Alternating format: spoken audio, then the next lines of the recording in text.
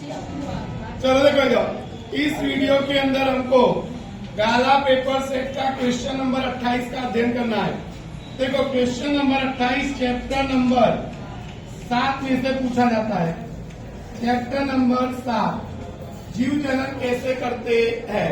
तो यहाँ पर सबसे पहला प्रश्न है कि बायोफिल्म पर्णकुटी में कायिक प्रवर्धन समझाइए। तो देखो ये कायिक प्रवर्धन यानी कि अलैंगिक जनन की पद्धति है। अलैंगिक जनन, अलैंगिक जनन किसको कहते हैं? तो जिस जनन में एक ही सजीव मादा अपने शरीर के किसी भाग में से नया सजीव उत्पन्न करती है उसको बोलते हैं अलैंगिक जनन। यानी इसमें नर की जरूरत नहीं होती है। मादा अपने शरीर के किसी भाग में से एक नई संतान को जन्म देती है तो उसको हम बोलते हैं अलैंगिक जनन। तो अलैंगिक जनन की एक पद्धति है कायिक प्रवर्धन, जिसको हम बोलते हैं वानस्पतिक जनन। वानस्पतिक जनन भी कहते हैं। अब वानस्पतिक जनन में क्या होता है कि उच्च कक्षा की जो वनस्पति होती है, उच्च कक्षा की वनस्पति में मूल, पर्ण, प्रकांड, मूल, पर्ण, प्रकांड, ये क्या है? वानस्पतिक अंग है। ये वानस्पतिक अंग है। तो इस वानस्पतिक अंग में से क्या होता है? एक नया पौधा विकसित होता है। एक नया पौधा विकसित होता है। तो नया पौधा विकसित होता है उसको हम बोलते हैं बराबर कायिक प्रवर्धन। कायिक प्रवर्धन कहते हैं। तो आपको लिखने का उच्च कक्षा की वनस्पति में मूल, पर्ण, प्रकांड जैसे वानस्पतिक अंग में से नया पौधा विकसित होने की प्रक्रिया को कायिक प्रवर्धन कहते हैं। अब क्या होता है कि जैसे कि उदाहरण के लिए पहला आलू के प्रकांड में से कलिका का उद्भव। कलिका का उद्भव। आलू की कभी खेती देखी हो तो आलू हम लाते ना और उसको 2-4 दिन 10 दिन तक घर पे रखे तो अमुक आलू में से हरे रंग का तंतु निकलता है। तो ऐसी आलू के अगर हम टुकड़े करें और टुकड़े करके उसको जमीन में बो दे तो उसमें से एक नया पौधा बनेगा। फिर उसका तना यानी प्रकांड, वही आलू बन जाता है। तो आलू खाते हम तो वनस्पति का तना खाते हैं। तो इसका मतलब उस तने को अगर मैं जमीन में बोऊं तो उसमें से एक नया पौधा बनता है। बीज बोने की जरूरत है नहीं। तो इसको बोलते हैं कायिक प्रवर्धन। वैसे ही नंबर 2 शकरकंद। शकरकंद के मूल में से कलिका का उद्भव। कलिका का उद्भव। शकरकंद की अगर जड़ को मैं जमीन में बो दूं तो उसमें से एक नया पौधा बनता है। तो ये क्या होता है कि बराबर कायिक प्रवर्धन हुआ क्योंकि मूल में से नया पौधा बना। अब उसी प्रकार से तीसरा है बायोफिल्म। बायोफिल्म को हम बोलते हैं पर्णकुटी। पर्णकुटी, पर्णकुटी की पर्ण किनारी में से कलिका का उद्भव। बराबर पर्णकुटी एक पौधा है जिसकी पत्तियों पर ऐसी कलिकाएं निकलती है। ऐसी कलिकाएं निकलती है यानी ऐसी कलिकाएं उद्भव होती है ऐसी। और ये पत्ती जब गिरती है जमीन पर तो इसमें से एक नया पौधा विकसित होता है। यानी पत्ता जब गिरता है जमीन पर तो उसमें से एक नया क्या बनता है? पौधा। तो वो कहलाता है कायिक प्रवर्धन। क्या कहलाता है? तो देखो लिखने का बायोफिल्म में हमको समझाना है कायिक प्रवर्धन। तो लिखने का कि बायोफिल्म की पर्ण किनारी, ये पर्ण किनारी है, उस पर कलिका उद्भव होती है। और जब ये पत्ता जमीन पर गिरता है तो इस कलिका में से एक नया पौधा बनता है। तो इसको बोलते हैं कायिक प्रवर्धन। कायिक प्रवर्धन कहते हैं। तो आपको खाली समझाना था बायोफिल्म में कायिक प्रवर्धन। तो आपको लिखने का कि बायोफिल्म यानी पर्णकुटी, पर्णकुटी की पर्ण किनारी पर क्या होती है? कलिका उद्भव होती है और ये जब पर्णकुटी का पत्ता जब जमीन पर गिरता है तो इस कलिका में से नया पौधा विकसित होता है। तो इस प्रकार से बायोफिल्म में कायिक प्रवर्धन होता है। अगला था हमारा जाति के अस्तित्व के लिए भिन्नता आवश्यक क्यों है। जाति के अस्तित्व के लिए, हर जाति का अस्तित्व बना रहे उसके लिए भिन्नता क्यों जरूरी है। क्योंकि प्रत्येक सजीव भोजन के लिए दूसरे सजीव पर आधार रखता है, दूसरे सजीव पर आधार रखता है। और भिन्नता के कारण क्या होता है, जाति का विकास होता है, जाति का विकास होता है। अब जाति का विकास होगा तो नए नए सजीव उत्पन्न होंगे, नए नए सजीव उत्पन्न होते हैं। तो इस प्रकार से जाति के विकास के लिए भिन्नता जरूरी है। ऐसा माना जाता है कि हमारे पूर्वज बंदर थे, तो बंदर में से बराबर आदि मानव बने, आदि मानव में से आज का मानव बना। तो बंदर जाति में से मानव जाति का क्या हुआ, विकास। पर कब हुआ, जब एक पीढ़ी से दूसरी पीढ़ी बनी तो उसमें क्या आई, भिन्नता। और वो भिन्नता पीढ़ी दर पीढ़ी उतरती रही, तब जाकर नई जाति का क्या हुआ, विकास। तो जाति के अस्तित्व के लिए भिन्नता क्यों जरूरी है, क्योंकि भिन्नता के द्वारा आने वाली पीढ़ी का सजीव पहली पीढ़ी के सजीव से कैसा दिखता है, कुछ अलग, और उसको हम बोलते हैं भिन्नता।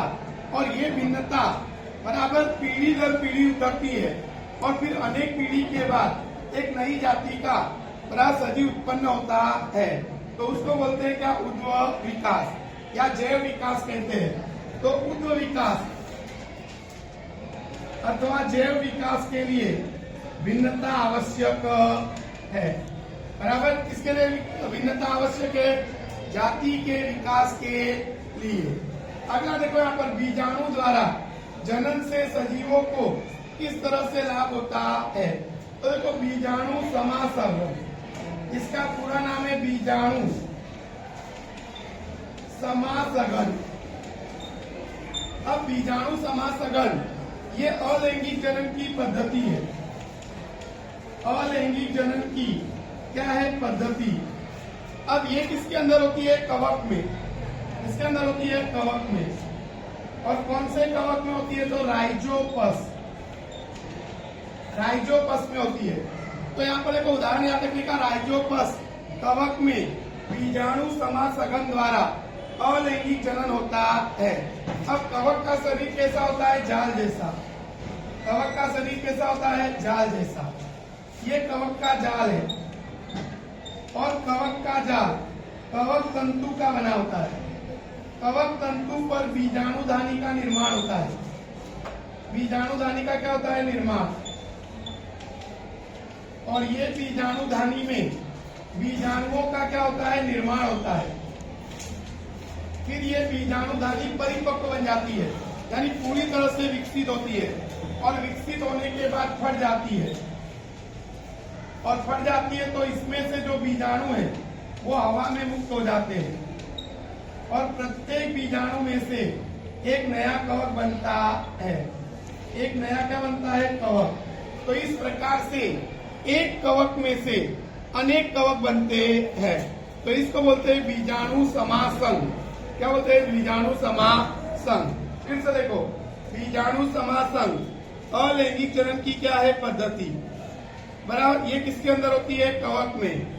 कवक कौन सा, राइजोपस। राइजोपस में क्या होता है कि कवक है वो, तो कवक का शरीर कैसा होता है, जाल जैसा। कवक का शरीर कैसा होता है, जाल जैसा। और कवक का जाल कवक तंतु का बना होता है। कवक का जाल कवक तंतु का बना होता है। अब कवक तंतु पर बीजाणुधानी का क्या होता है, निर्माण। और बीजाणुधानी में बीजाणुओं का निर्माण होता है। फिर ये बीजाणुधानी परिपक्व बनती है, पूरी तरह विकसित होगी और फट जाती है। तो इसके अंदर रहे बीजाणु हवा में मुक्त होते हैं और प्रत्येक बीजाणु में से एक नया कवक बनता है। तो इसको बोलते हैं बीजाणु समासन। और बीजाणु समासन के द्वारा एक कवक में से अनेक कवक बनता है।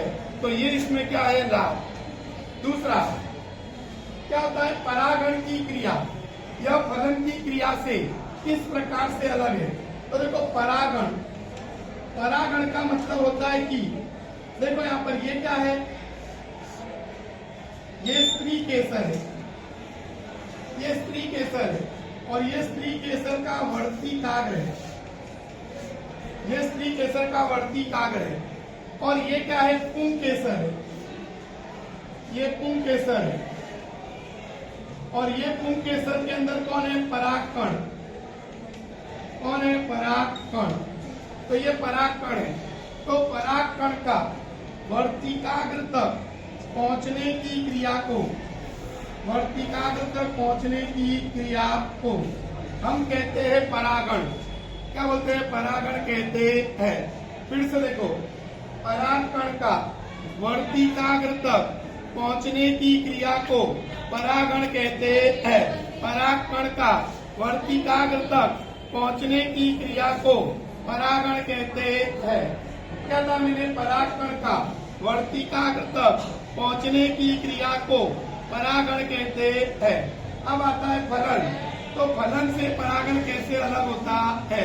तो फलन में क्या होता है देखो इधर, फलन के अंदर, फलन में क्या होता है नर का नर युग्मक, नर का नर युग्मक और मादा का मादा युग्मक, नर का नर युग्मक और मादा का मादा युग्मक, दोनों के बीच में दोनों जुड़ते हैं और जुड़कर बनता है युग्मनज, युग्मनज बनता है। दोनों जुड़कर क्या बनता है युग्मनज और इस युग्मनज को हम बोलते हैं फलितान। और ये फलितान में से नया सजीव उत्पन्न होता है। नया सजीव क्या होता है उत्पन्न। तो देखो दोनों चीज अलग अलग है। परागण में क्या होता है कि परागकण वर्तिकाग्र तक पहुंचता है, उस क्रिया को बोलते हैं क्या परागण।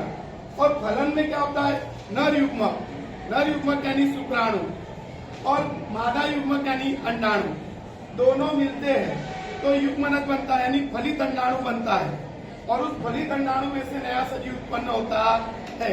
तो इसको हम बोलते हैं फलन की क्रिया। फलन का मतलब होता है निषेचन। निषेचन में क्या होता है कि नर युग्मक और मादा युग्मक जुड़ते हैं और जुड़कर क्या होता है कि युग्मनज बनता है और उसमें से नई संतान बनती है, तो उसको बोलते हैं फलन।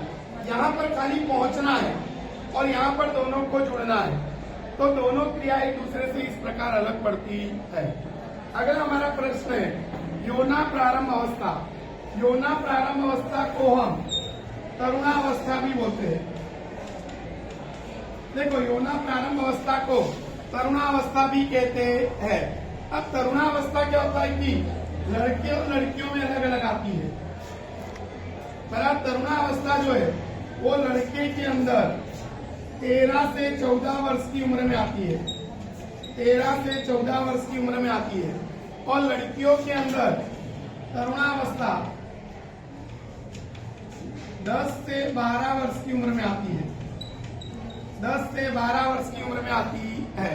अब दोनों में क्या क्या परिवर्तन होता है। तो लड़कों में क्या परिवर्तन होता है, तो लड़कों की आवाज भारी हो जाती है और लड़कियों की आवाज पतली हो जाती है, लड़कियों की आवाज पतली हो जाती है। नंबर 2, इनमें मूंछ दाढ़ी का विकास होता है, मूंछ दाढ़ी का विकास होता है। और इसके अंदर स्तन ग्रंथि का विकास होता है, स्तन ग्रंथि का विकास होता है। अच्छा दूसरी बात, इनके कंधे चौड़े हो जाते हैं, कंधे चौड़े हो जाते हैं। तो इनके कंधे क्या हो जाते हैं, चौड़े हो जाते हैं।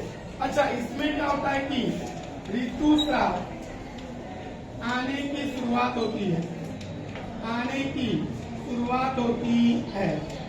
अच्छा इसके अंदर क्या होता है कि शुक्राणु का निर्माण होता है, शुक्राणु का निर्माण होता है और इसमें अंडाणु परिपक्व बनते हैं, अंडाणु परिपक्व बनते हैं।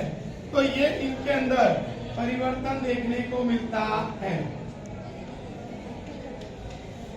अच्छा लड़कियों में एक परिवर्तन ये भी देखने को मिलता है कि उनकी त्वचा बड़ा मुलायम हो जाती है, त्वचा मुलायम हो जाती है।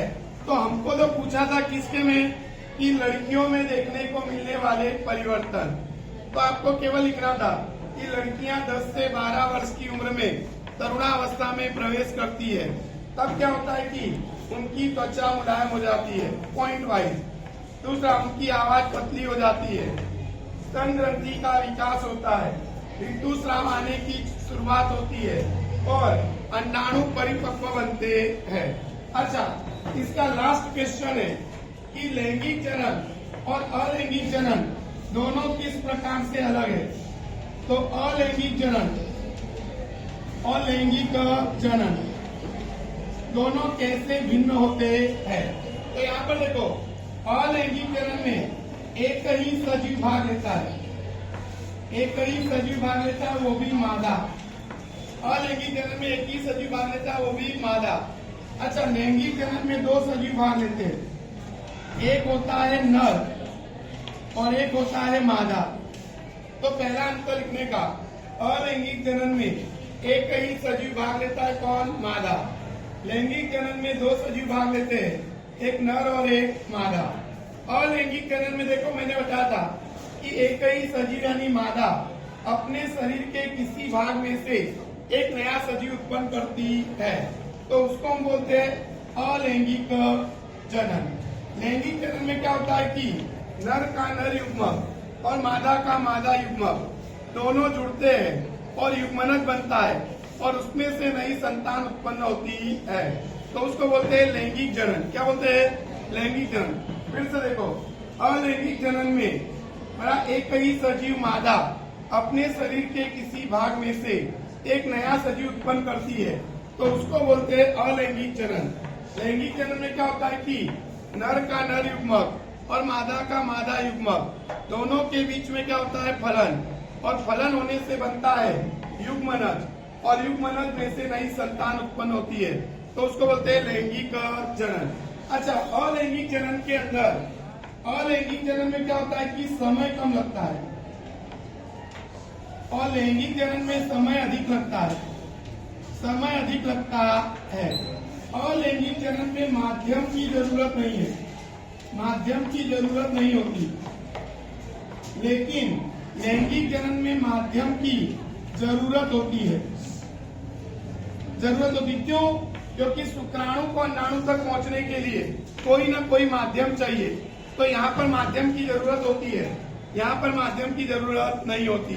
अगला आता है कि बराबर इसमें आपको अलैंगिक जनन में भिन्नता कम देखने को मिलती है और लैंगिक जनन में भिन्नता आपको अधिक देखने को मिलती है। अलैंगिक जनन में आपको भिन्नता अधिक देखने को मिलेगी, लैंगिक जनन में आपको भिन्नता कम देखने को मिलती है, क्योंकि अलैंगिक जनन में मादा में से एक नई संतान उत्पन्न हो रही है, तो जो भी लक्षण होंगे वो मादा के होंगे, तो यहाँ पर भिन्नता आपको कम देखने को मिलेगी संतान में। जबकि लैंगिक जनन में नर और मादा दोनों है, उसमें से संतान उत्पन्न हो रही है, तो कुछ लक्षण नर के और कुछ लक्षण मादा के देखने को मिलते हैं। तो इस प्रकार से ये चैप्टर नंबर 7 बराबर का क्वेश्चन नंबर 28 का वीडियो था। अगर आपको पसंद आया हो तो वीडियो को लाइक करो, अच्छी अच्छी कमेंट लिखो।